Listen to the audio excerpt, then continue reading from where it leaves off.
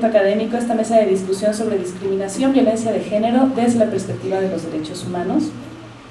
En el PUEG, y especialmente en esta mesa de discusión que trata sobre estos temas, violencia de género, no podemos dejar de ver, ni queremos dejar de ver los eventos en el contexto nacional, los hechos violentos que se están desarrollando, que evidentemente representan una vulneración nacional a los derechos humanos, y las invitamos y los invitamos a que en sus participaciones o en sus preguntas se sientan libres para discutir estos temas, especialmente en este contexto. Bien, vamos a dar inicio a la primera ponencia.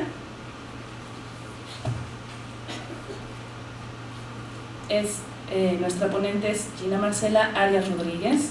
Su ponencia es Vinculación, trayectorias y subjetividades políticas de las mujeres y víctimas del conflicto armado en Colombia, el caso de la Ruta Pacífica de las Mujeres.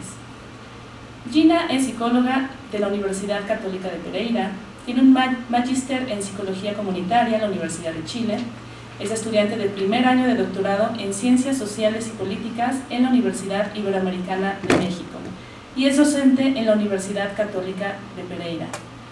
Gina, por favor, adelante, escuchamos con atención tu ponencia. Buenos días.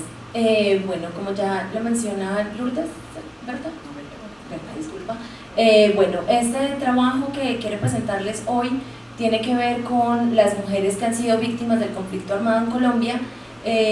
Básicamente quiero aprovechar el tiempo, como es corto, para presentar como algunos de los principales hallazgos del informe que se construyó en Colombia sobre memoria desde las mujeres víctimas del conflicto.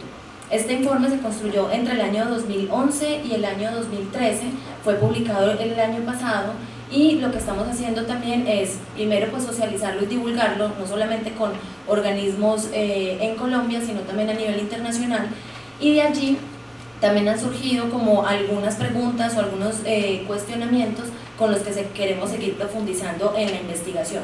Por eso, como tesis doctoral, yo me he propuesto indagar sobre las vinculaciones y las trayectorias de estas mujeres que a partir de su condición de víctima han decidido integrar o movilizarse en la Ruta Pacífica, ahorita les voy a contar qué es, y lo que ha sucedido con ellas a partir de su vinculación en el movimiento.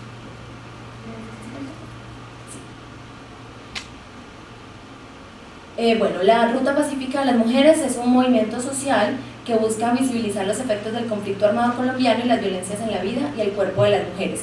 Surge en el año 1996 cuando un grupo de mujeres de Medellín decidieron ir hacia una de las regiones donde el conflicto armado estaba impactando mucho más la población civil.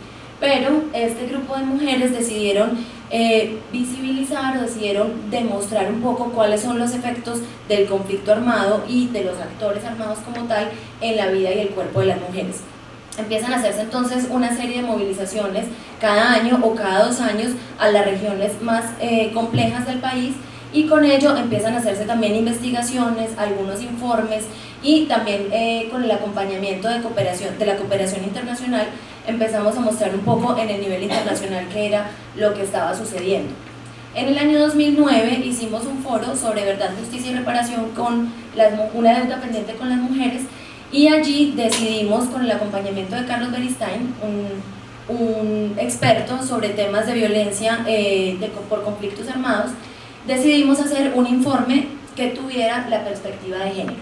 Entonces la Ruta Pacífica decidió documentar 1000 casos de 1000 mujeres víctimas del conflicto en Colombia y adicionalmente hacer unos grupos focales sobre algunos casos emblemáticos que hubieran ocurrido en cada una de las regiones. Ahorita les cuento un poco más sobre esto. Sí. Bueno, ahí tenemos como algunos de los plantones y de las movilizaciones que la ruta realiza. Bueno, la verdad de las mujeres víctimas del conflicto armado en Colombia es un informe no oficial. Ahorita, a partir pues, de los diálogos que se están realizando en La Habana con las FARC y el gobierno, se está diseñando ya una comisión oficial, ¿sí? Para poder documentar pues, como los casos o las situaciones en las que la población civil haya sido víctima de la guerrilla, pero también pretende pues, documentar los casos de otros actores armados. Esta es una comisión no oficial, hicimos entrevistas semiestructuradas a 923 mujeres de todo el país, trabajamos 60 mujeres aproximadamente. Como les comentaba, hicimos 9 grupos focales en las distintas regionales en las que como se compone la ruta. Trabajamos con una metodología participativa. En muchas de las regionales las mujeres que hacían las entrevistas habían sido también víctimas de alguna situación de violencia por conflicto armado, pero hicimos todo un proceso de preparación metodológica para que pudiéramos hacer pues como estas entrevistas.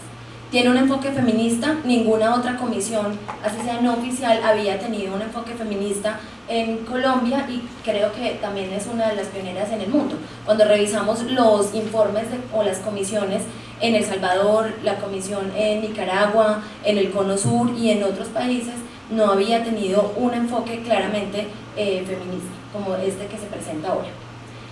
Bueno, tenemos como producto la sistematización de la experiencia. Como fue un trabajo que duró 3 años, allí entonces lo que quisimos hacer también fue sistematizar la experiencia, cómo vivimos las mujeres que documentamos los casos de violencia de género en el marco del conflicto armado, cómo se llegó a las distintas conclusiones, bueno, como narrar un poco la experiencia. Esto está en uno de los libros que sacamos.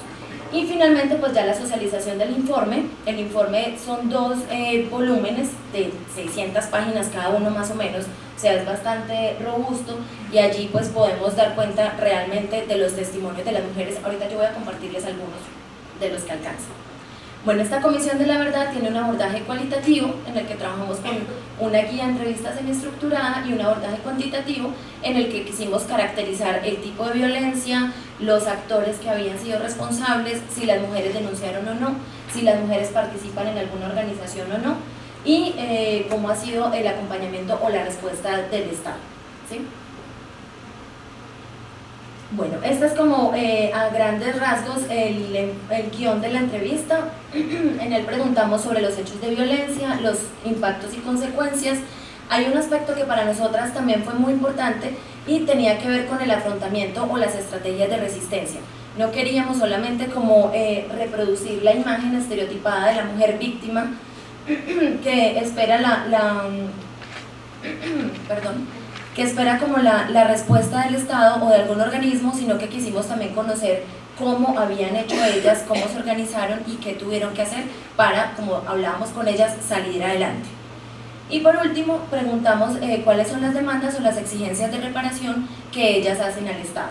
Aquí encontramos también cosas importantes porque pensábamos que solamente íbamos a encontrar aspectos relacionados con la demanda, con las medidas de reparación por vía administrativa, o sea, la reparación económica, sino que encontramos otro tipo de reparación que para nosotras también pues, fue muy importante.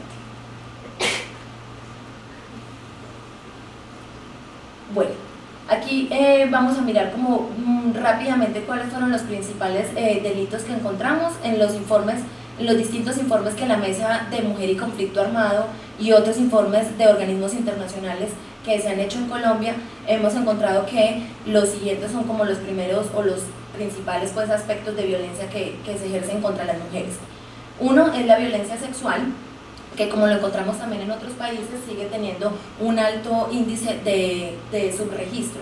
O sea, los hechos de violencia sexual que se denuncian son muy pocos con lo que se calcula pues, respecto al subregistro. Los segundos son los feminicidios, que fueron antecedidos por violaciones, amenazas y hostigamientos. Justamente también en medio de la recolección de la información, en el 2012, una de nuestras compañeras en Medellín, en Antioquia, fue asesinada. Ella era una de las lideresas más importantes en Antioquia, tenía una información importante sobre distintos hechos de violencia contra las mujeres y fue asesinada en el marco de la toma de los testimonios que estábamos haciendo en ese momento. Relaciones abusivas y explotación sexual de niñas menores de 14 años, fundamentalmente se encuentra más en los sectores rurales y pues ahí también por supuesto la posibilidad de acceder a la justicia se hace mucho más compleja. ¿La siguiente? Gracias. Sí. Bueno, la imposición de normas de conductas que pretenden ejercer control de la vida sexual y afectiva de niñas y mujeres. Esto pues también lo encontramos en distintos testimonios. Los miembros de los grupos combatientes atacan a las mujeres por sostener relaciones afectivas con personas del grupo armado enemigo. Se considera también que estos tipos de violencia se ejercen como retaliación o como venganza con el actor armado contrario. Los grupos armados obligan a las mujeres a cocinar y a proporcionarles alimentos, y se registraron casos en los que estos trabajos forzados fueron causa del desplazamiento. Una de las situaciones de mayor vulneración y de violencia es la de desplazamiento forzado. Y finalmente encontramos que las mujeres que deciden organizarse en muchas ocasiones pues ven amenazada su vida o la vida de sus hijos o familiares por hacer parte de alguna organización.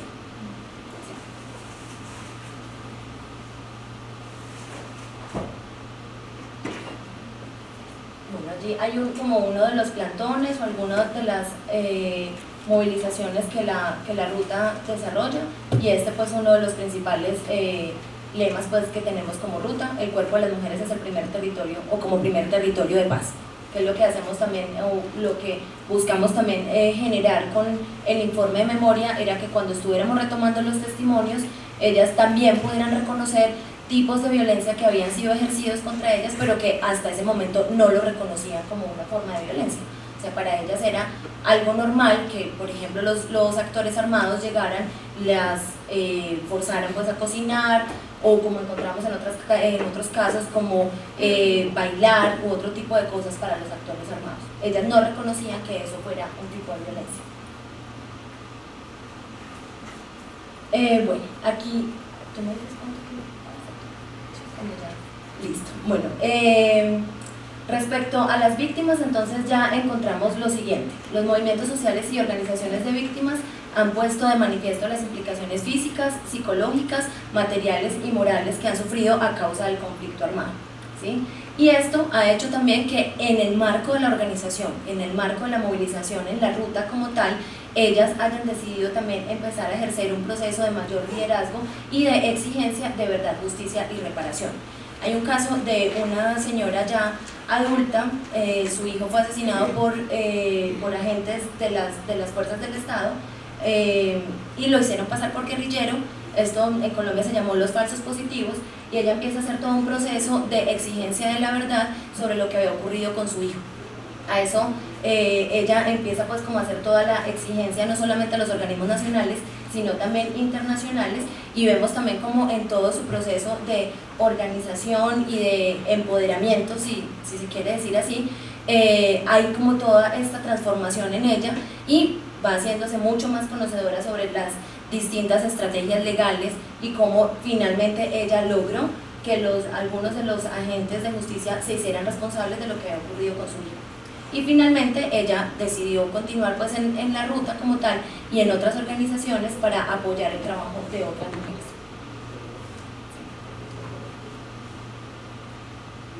Bueno, aquí entonces en la ruta asumimos que estas construcciones culturales y simbólicas del orden de género tienden a exacerbar también las violencias de género en un contexto de conflicto armado, ¿cierto? Y por eso entonces decimos que el conflicto afecta de manera distinta la vida y el cuerpo de las mujeres. Entonces esto lo vamos como concatenando un poco con esta idea que tenemos de que no se afecta de la misma manera a las mujeres, a los jóvenes, a los hombres o a los adultos mayores. Hubo un momento en el que la Corte Constitucional reconoce el enfoque diferencial y empieza a hacer también la aplicación y el diseño institucional de una manera diferenciada, ¿sí?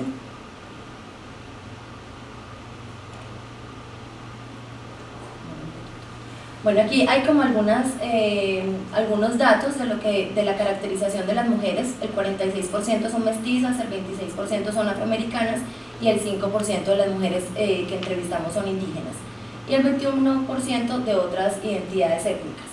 La edad básicamente osciló entre los 17 y los 83 años, o sea, finalmente logramos trabajar o entrevistar mujeres de un rango de edad muy amplio, y también eso tratamos de relacionarlo con los tipos de violencias que ellas vivieron.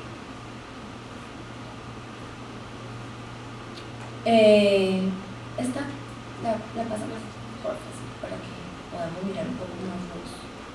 Bueno, aquí ya quisiera hablar como un poco sobre desde los testimonios qué fue lo que encontramos. Lo primero que se documenta es que la violencia produce un sufrimiento psicológico profundo. Aquí básicamente lo que encontramos son el 54% de las mujeres entrevistadas sufrieron diferentes formas de tortura psicológica. Quisiera solamente entonces leer como este testimonio y ya, como me queda poco tiempo, pasar a las conclusiones. Dice: mi mamá sufrió tanto porque la iban a matar, por la violación de su nietecita y el posterior desplazamiento, que de tanto ella pensar murió en la Virginia, porque ella decía: perder uno sus cosas por esta gente y una acá pasando trabajos. Entonces eso la mató. La verdad es que eso es muy duro. Sí, eso es muy duro. Es que tener uno de qué vivir y tener que desplazarse, llegar a un punto donde la miren a uno mal, donde lo rechacen, eso es muy duro. Como podemos ver acá, muchas de las mujeres, un porcentaje importante, no fueron víctimas solamente de un tipo de violencia, sino de más de 3 tipos de violencia. ¿Sí?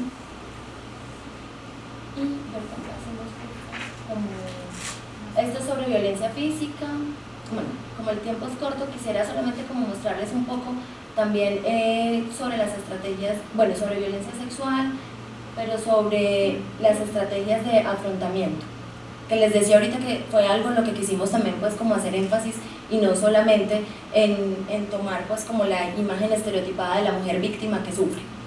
Bueno, ellas dijeron en repetidas ocasiones, tomar la palabra y hablar de lo ocurrido sirvió para hacer un proceso también de reparación, ¿sí? Lo que ellas decían era que si en algún momento habían denunciado los hechos ante algún organismo judicial, el funcionario lo que hacía era preguntar sobre los hechos objetivos: dónde fue, quiénes fueron los responsables, si sabe, si no sabe, la hora, bueno, con todas las preguntas pues que tienen en el protocolo, pero que no habían tenido la oportunidad de hablar o de narrar sobre lo que ellas habían vivido y lo que habían experimentado en el marco de estas violencias. Entonces dice una de ellas: que este testimonio sirva para que haya mujeres que se les oriente y se les ayude, para que no pasen por lo que nosotras estamos pasando con esta cadena de amargura y de dolor. ¿Sí? Quisiera dejar ahí, ¿sí? Quisiera dejar ahí, simplemente termino como diciéndoles que es un informe, bueno, que se hizo con todo el esfuerzo pues de las mujeres, que muchas de ellas se prepararon también para poder tomar los testimonios, pero que también pues se hizo con todo el rigor académico, con todo el rigor para sistematizar la información, para analizar la información, y que finalmente creemos como ruta que es un documento que sirve para ambientar el momento de coyuntura política que estamos viviendo, que es en el marco de las negociaciones que se están haciendo con las FARC, y que posterior a una desmovilización con los paramilitares no se hizo ningún informe que diera cuenta de las violencias que habían sufrido las mujeres por cuenta de los paramilitares. Gracias. Muchas gracias, Gina.